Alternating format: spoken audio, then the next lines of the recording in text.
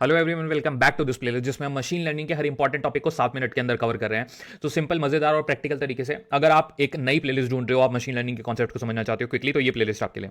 अब तक हम already data loading, EDA, pre processing, feature engineering काफी कुछ कवर कर चुके हैं। देन हमने linear regression, logistic regression, random forest, decision tree, KNN, ये सब खत्म कर चुके हैं। आज की वीडियो में बात होने वाली है एसवीएम के बारे में। बेसिकली एसवीएम क्या होता है? Support vector machine. ये एल्गोरिदम क्या होता है? तो बेसिकली ये इतना इंपॉर्टेंट एल्गोरिदम, बहुत ही पावरफुल है, रॉबस्ट मॉडल है। ये मॉडल डेटा को बेस्ट पॉसिबल लाइन या प्लेन से सेपरेट करता है ताकि क्लासेस को बीच में मैक्सिमाइज मार्जिन मिल सके। तो चलो अब इसको 8 पॉइंट के अंदर समझते हैं, आपको क्लियर कर देते हैं एसवीएम का concept.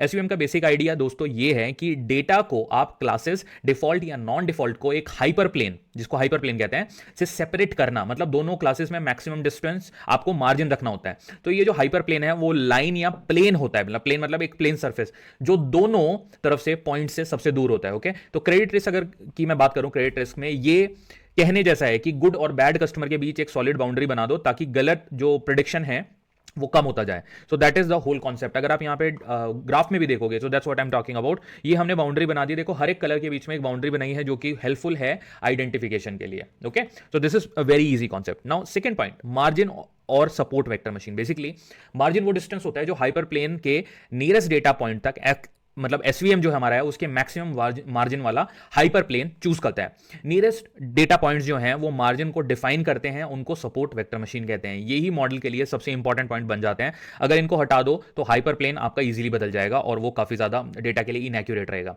Next point, hard margin versus soft margin. So hard margin SVM perfect separation मांगता है, और अगर डेटा लीनियरली सेपरेबल हो तो आपके जो रियल लाइफ में डेटा नॉइसी होता है ना कई बार, तो उसको सॉफ्ट मार्जिन की तरह यूज करता है। सॉफ्ट मार्जिन एक स्लैक वेरिएबल इंट्रोड्यूस करता है, मतलब एक डमी वेरिएबल, ताकि कुछ पॉइंट्स मार्जिन के अंदर आ सकें। सो this is the concept. And credit risk में सॉफ्ट मार्जिन बहुत जरूरी होता है क्योंकि आपको एक परफेक्ट सेपरेशन ऑलमोस्ट इंपॉसिबल ही मिलता है कि जो डेटा है वो इतना ज्यादा वास्ट होता है क्रेडिट रिस्क के अंदर कि आप उसको एकदम से ऐसे पूरी तरह से एडजस्ट कर ही नहीं सकते। सो नेक्स्ट पॉइंट है कर्नल की ट्रिक। यहाँ पे नॉन लीनियर सेपरेशन होता है। सो रियल डेटा लीनियर नहीं होता है, इसलिए एसवीएम कर्नल ट्रिक यूज करता है। कर्नल फंक्शन डेटा को हायर डायमेंशन में मैप करता है, उससे लीनियरली सेपरेबल हो जाता है। सो कॉमन कर्नल जैसे कि आपका लीनियर होगा या पॉलिनोमियल होगा या फिर रेडियल बेसिस फंक्शन के बेसिस पे काम करेगा, तो सबसे पावरफुल है। क्रेडिट रिस्क में आरबीएफ, जो मैंने आपको बताया कि रेडिकल बेसिस फंक्शन जो होता है कर्नल के लिए बहुत पॉपुलर है क्योंकि ये कॉम्प्लेक्स नॉन लीनियर पैटर्न को पकड़ लेता है डेटा के अंदर। That's why it's bit different compare to the other models. Next point की बात करते हैं, that is about C parameter regularization. So C parameter trade off control करता है लार्ज, जो आपके लार्ज सी मैटलैब मिसक्लासिफिकेशन होते हैं उनको पीनलाइज करता है। बेसिकली स्मॉल सी मार्जिन में बहुत सारी ऐसी एरर आ जाती हैं कई बार, तो क्रेडिट रिस्क में सी को ट्यून करना बहुत जरूरी होता है। ज्यादा सी से ओवरफिटिंग, कम सी से अंडरफिटिंग, मतलब क्रॉस वैलिडेशन से बेस्ट आपको सी चुनना होता है। यहां पे बेसिकली एक सी का कॉन्सेप्ट है, जैसे कि आप समझ लो लीनियर रिग्रेशन की इक्वेशन होती है, तो यहां पे सी एक कांस्टेंट होता है जो कि हमें यहाँ पे चूज करना होता है, उसी को बोलते हैं सी पैरामीटर। अब नेक्स्ट पॉइंट है, देखो एसवीएम का जो डिसीजन बाउंड्री है, डिसीजन बाउंड्री कैसे डिसाइड होता है यहाँ पे, this is again very important decision boundary के बारे में।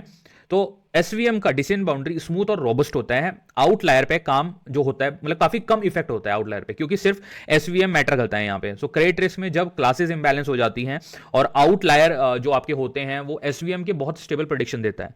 सो now let's talk about the next point.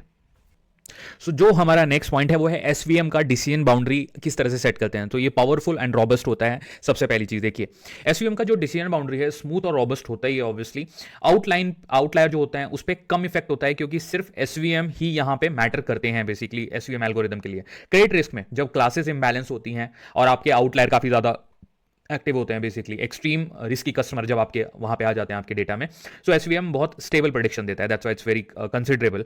So next point is strength.